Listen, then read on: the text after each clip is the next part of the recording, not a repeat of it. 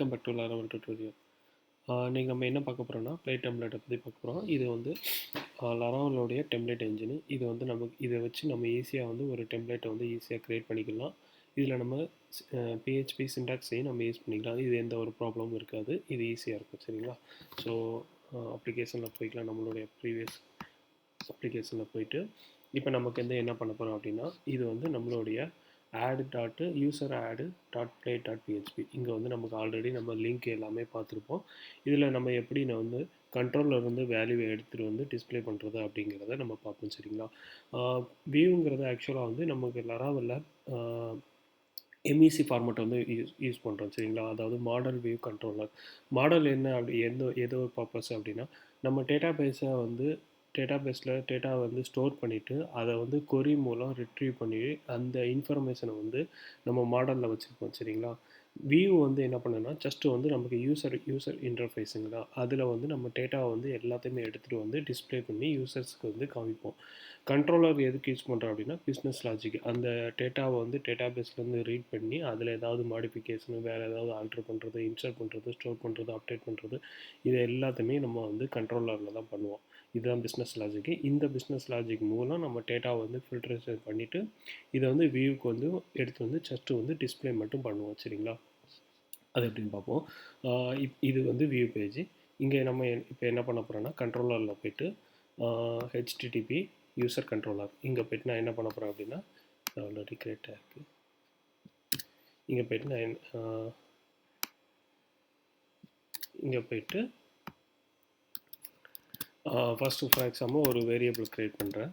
நேம்னு ஒரு வேரியபிள். நேமில் வந்து ஈக்குவல் டு எவிக் எப்படிங்கிறத ஒரு க்ரியேட் பண்ணுறேன். சரியா?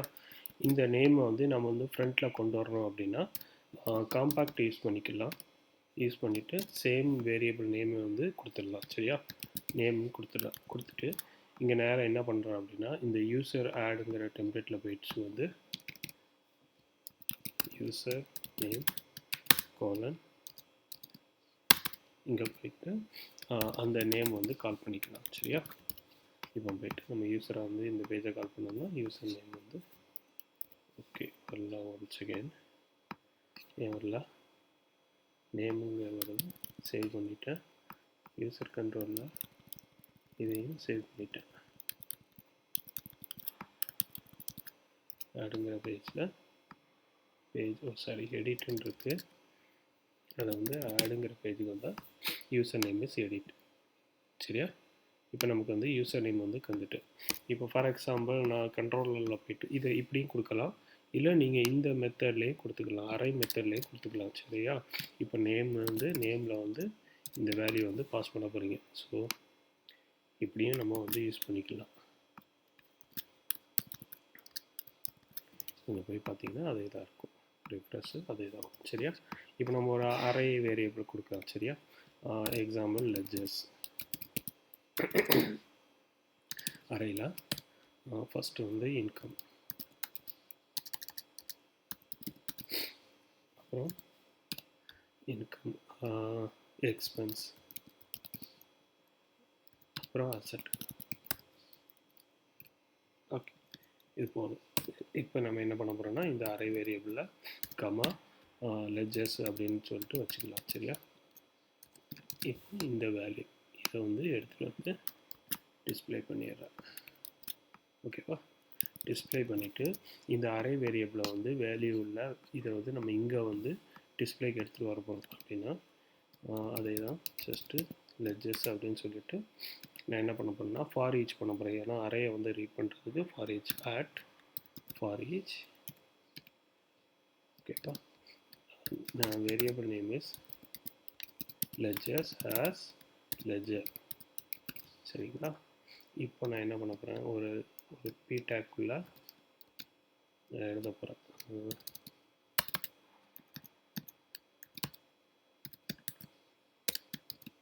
இந்த லெட்ஜர் அப்படியே டிஸ்பிளே பண்ணிக்கலாம். சரிங்களா? இப்போ எண்ட் ஃபார் ஈச்.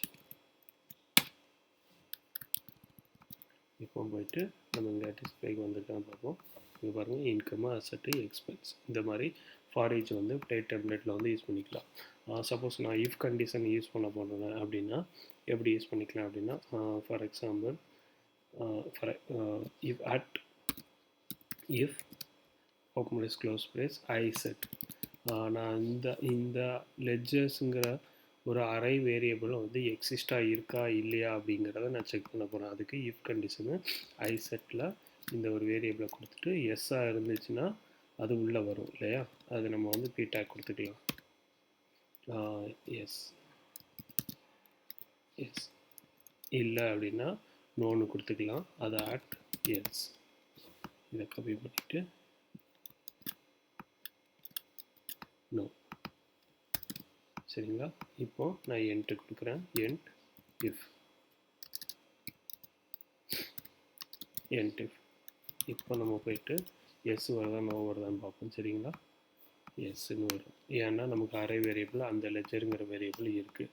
சப்போஸ் நான் இந்த மாதிரி கொடுக்குறேன், இப்போ ஒன்றுங்கிற ஒரு லெஜர் வேரியபிள் இல்லை ஆக்சுவலாக. இப்போ எனக்கு என்ன ரிசல்ட் வருதுன்னு பார்ப்போம்.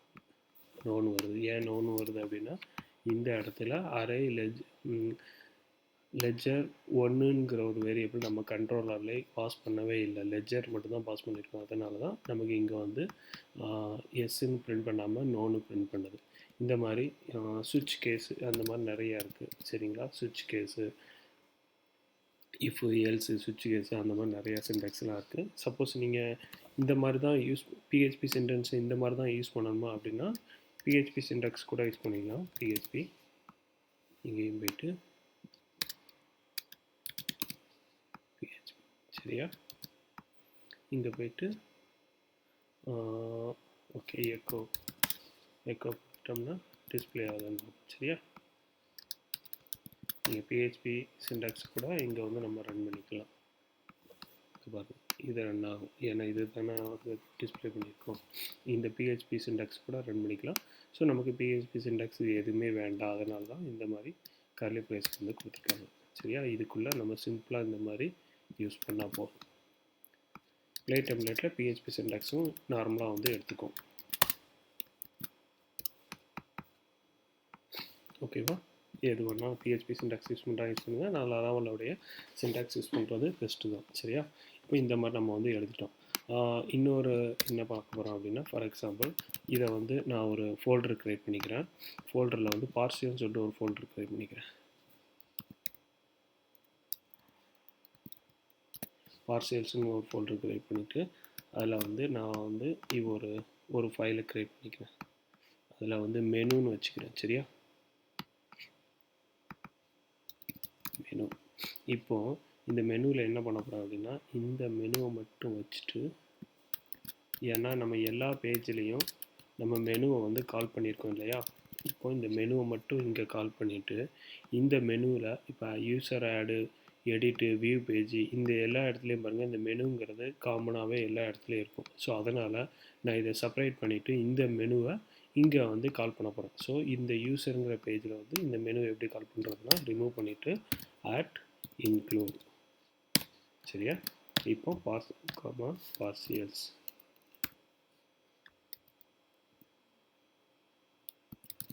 டாட், அதாவது இந்த ஃபோல்டர் நேமு, பார்சியலுங்கிறது இந்த ஃபோல்டர் நேமு, அதுக்குள்ளே மெனுங்கிற ஒரு பேஜை நான் வந்து இங்கே எக்ஸ்டெண்ட் பண்ண போகிறேன். யூசருங்கிற பேஜுக்கு வந்து எக்ஸ்டெண்ட் பண்ண போகிறேன்.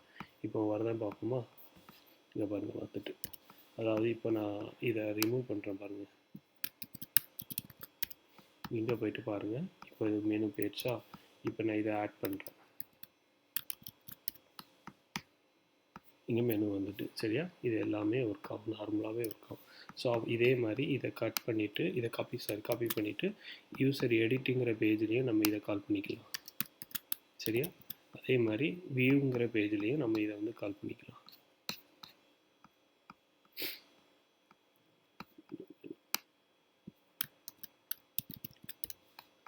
இங்கே பாருங்கள், இப்போ நமக்கு எல்லா பேஜ்லேயும் அந்த மெனு வந்து டிஸ்பிளே ஆயிரும். ஸோ நம்ம எங்கேயுமே வந்து மெனுவை வந்து ஹார்ட் கோட் பண்ணலை, ஒரு காமனாக ஒரு ஃபைலுக்குள்ளே எழுதி வச்சுட்டு அதை இங்கே வந்து ரைட் பண்ணிக்கிட்டேன் இல்லையா. இது ஒன்று. இன்னொன்று நான் வந்து எக்ஸாம்பிள் சொல்கிறேன். இப்போ நம்ம ஒரு டெம்ப்ளேட்டுன்னு சொல்லிவிட்டு ஒரு ஃபைல் க்ரியேட் பண்ணிக்கலாம். சரியா,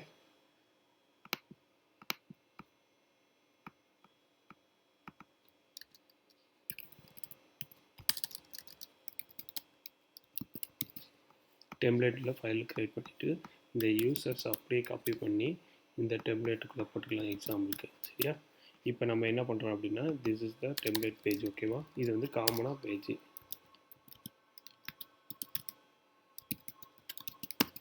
இந்த டெம்ப்ளேட் பேஜுக்குள்ளே நம்ம என்ன பண்ண போகிறோம்னா இந்த யூசர், அதாவது டெம்ப்ளேட்னால் காமனாக நம்ம எல்லா HTML பேஜையும் எழுதிட்டு இந்த இடத்துல மட்டும், இந்த ஒரு பர்டிகுலர் இடத்துல மட்டும் நம்ம இந்த யூசருங்கிற பேஜ், இந்த எடிட்டுங்கிற பேஜ், இந்த வியூங்கிற பேஜ் வந்து வைக்கலாம். ஏன்னா நம்ம ஒவ்வொரு பேஜ்லேயும் பாருங்கள் மேலே HTML எல்லாமே எழுதியிருக்கோம். அதே மாதிரி சேமாக எல்லா பேஜ்லேயும் நம்ம எழுதியிருப்போம் HTML எல்லாமே.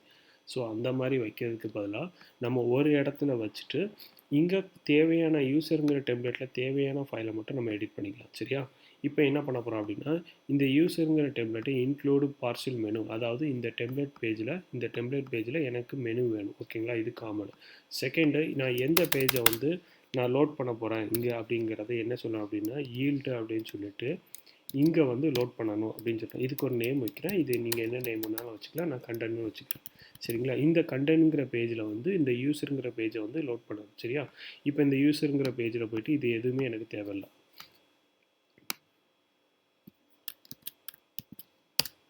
இங்கே எதுவுமே தேவையில்லை. Welcome to user add page. ஓகேங்களா? இதுக்கு முன்னக்குட்டி நான் என்ன பண்ண போகிறேன்னா இந்த டெம்ப்ளேட்டை வந்து காமனாக இங்கே வந்து எடுத்துகிட்டு வந்து வைக்க போகிறேன். அதுக்கு ஆட் எக்ஸ்டெண்ட். சரிங்களா? இங்கே போயிட்டு பார்சியலில் டாட் இந்த டெம்ப்ளேட்டு, அதாவது இந்த டெம்ப்ளேட் மட்டும் வச்சா போதும். இந்த டெம்ப்ளேட்டுக்குள்ளே நம்ம மெனுவை வந்து வச்சுட்டோம். சரி, மெனு வச்சுட்டோம். ஸோ நமக்கு இந்த தேவையான HTML ஃபைலையும் இந்த டெம்ப்ளேட்டுக்குள்ளே எழுதிட்டோம். ஸோ நம்ம யூசர் பேஜில் மறுபடியும் அதை எழுத தேவையில்லை. இங்கே மட்டும் கால் பண்ணால் போதும், ஆட்டோமேட்டிக்காக ஒர்க் ஆகும். ஸோ இந்த வெல்கம் டாட் யூசர் பேஜுங்கிறது இந்த டெம்ப்ளேட்டில் இந்த பர்டிகுலர் இடத்துல போய்ட்டு லோட் ஆகும். சரியா?